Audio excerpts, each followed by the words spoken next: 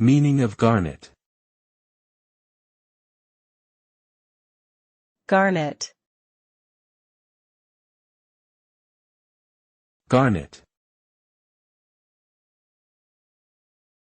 garnet, Garnet.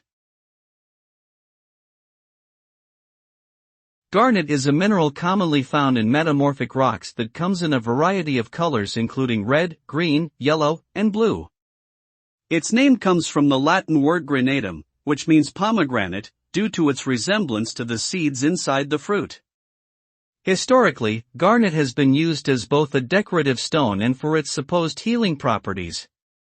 In modern times, garnet is primarily used in jewelry and abrasives due to its hardness and durability.